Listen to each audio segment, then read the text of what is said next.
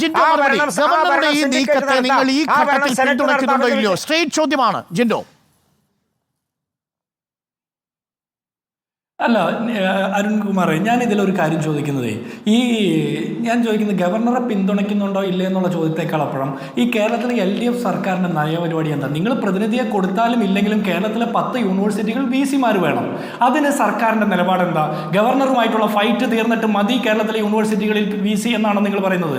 നിങ്ങളോട് ഞങ്ങൾ ചോദ്യം ചോദിക്കുമ്പോൾ നിങ്ങൾ കോൺഗ്രസിനോട് ചോദിക്കുന്നത് ഗവർണർക്ക് പരവതാനി വിരിക്കുന്നു എന്ന് പറയുന്നത് അത് ഫെഡറൽ തത്വങ്ങൾ നടപ്പാക്കാൻ വേണ്ടിയിട്ടാണെന്ന്. ഹരി എസ് കർത്തയെ RSSകാരനെ ഗവർണറുടെ സ്റ്റാഫിൽ നിയമിക്കുന്നത് ഫെഡറൽ തത്വങ്ങൾ പാലിക്കാൻ വേണ്ടിയിട്ടല്ല, ഗവർണറെ തൃപ്തിപ്പെടുത്താൻ വേണ്ടിയിട്ട് പൊതുഭരണ സെക്രട്ടറിയെ മാറ്റി നിർത്തുന്നത് ഫെഡറൽ തത്വങ്ങൾ പാലിക്കാൻ വേണ്ടിയിട്ടല്ല, സർക്കാർ ഗവർണറുടെ മുമ്പിൽ മുട്ടിലഴിയുന്നതിൻ്റെ തെളിവാണ്. പിന്നെ നിങ്ങൾ പറയുന്നത് മോദി സർക്കാർ വന്നതിന് ശേഷം നെറ്റ് ഉൾപ്പെടെയുള്ള പരീക്ഷകൾ ചോരുന്നു, പരീക്ഷയുടെ ചോദ്യപേപ്പർ ചോരുന്നു, ഉന്നത വിദ്യാഭ്യാസ രംഗം തകരാറിലാകുന്നു, നാഷണൽ യൂണിവേഴ്സിറ്റികളെല്ലാം മൂല്യച്യുതി സംഭവിക്കുന്നു എന്ന് പറയുന്നു. LDF സർക്കാർ വന്നതിന് ശേഷം കേരളത്തിൽ എന്താ സംഭവിക്കുന്നത്? നരേന്ദ്രമോദി വന്നതിന് ശേഷം ഈ രാജ്യത്തെ യൂണിവേഴ്സിറ്റികളിലൊക്കെ നടക്കുന്നതിന് സമാനമായിട്ടുള്ള സാഹചര്യമാണ് കേരളത്തിൽ നടക്കുന്നത്. ഇവിടെ ഉന്നത വിദ്യാഭ്യാസ മന്ത്രി പ്രിൻസിപ്പൽമാരുടെ നിയമനത്തിൽ ഇടപെടുന്നു, അനധികൃതമായിട്ട് ഇടപെടുന്നു. അതുപോലെ PSCയുടെ ചോദ്യപേപ്പർ ചോരുന്നു, PSC റാങ്ക് ലിസ്റ്റിൽ വരുന്നത് കോപ്പി അടിച്ചവനൊക്കെയാണ്. പിന്നെ അവർ കത്തിക്കൂത്തിൽ കേസിൽ പ്രതിയാകുമ്പോഴാണ് അത് കേരളം പൊതുസമൂഹം അറിയുന്നത്. അല്ലെങ്കിൽ അവരൊക്കെ കേരളത്തിലെ പോലീസ് സേനയുടെ ഭാഗമായിരുന്നേനെ.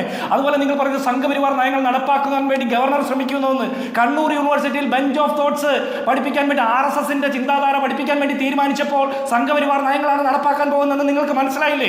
അത് നിങ്ങൾക്ക് വേണ്ടപ്പെട്ട ആളെ VC ആക്കി നിയമിച്ചപ്പോൾ RSSന്റെ ബെഞ്ച് ഓഫ് തോട്ട്സ് പഠിപ്പിക്കാൻ വേണ്ടി നിങ്ങളും സമ്മതിച്ചു കൊടുത്തു. പിന്നെ ഞങ്ങൾ മോദിയുടെ സർട്ടിഫിക്കറ്റിനെ കുറിച്ച് ചോദിക്കുമ്പോൾ നിങ്ങളോടും ചോദിക്കും, ഞങ്ങൾ ആർഷോയുടെ സർട്ടിഫിക്കറ്റിനെ കുറിച്ച് ചോദിക്കും, ചിന്താ ജെറോമിന്റെ PhD തീസിസിനെ കുറിച്ച് ചോദിക്കും, നിഖിൽ തോമസിന്റെ ഡിഗ്രി ജയിക്കാതെ MCOM അഡ്മിഷൻ എടുത്തതിനെ കുറിച്ച് ചോദിക്കും, കാട്ടാക്കടയിലെ വൈശാഖ് UEC ആയി നിയമനം നേടാൻ ശ്രമിച്ചതിനെ കുറിച്ച് ചോദിക്കും. അതുപോലെ K വിദ്യയുടെ വ്യാജ സർട്ടിഫിക്കറ്റിനെ കുറിച്ചും അവർ വ്യാജ സർട്ടിഫിക്കറ്റ് നിർമ്മിച്ച് ജോലി നേടിയതിനെ കുറിച്ചൊക്കെ ഞങ്ങൾ ചോദിക്കും. ഇതൊക്കെ ചോദിക്കുമ്പോൾ ഞങ്ങൾ നിങ്ങളോടും ചോദിക്കും, ഗവർണറോടും ചോദിക്കും. ഗവർണറും സർക്കാരും തുല്യ ഉത്തരവാദികളാണ്. കേരളത്തിലെ ഉന്നത വിദ്യാഭ്യാസ രംഗം ഇതുപോലെ താറുമാറായതിന് കഴിഞ്ഞ 8 വർഷക്കാലം കൊണ്ട് കേരളത്തിലെ ഉന്നത വിദ്യാഭ്യാസ രംഗത്ത് നിന്ന് വിദ്യാർത്ഥികൾ കൊഴിഞ്ഞു പോകുന്നു. വിദേശ സർവകലാശാല വിമാനങ്ങൾ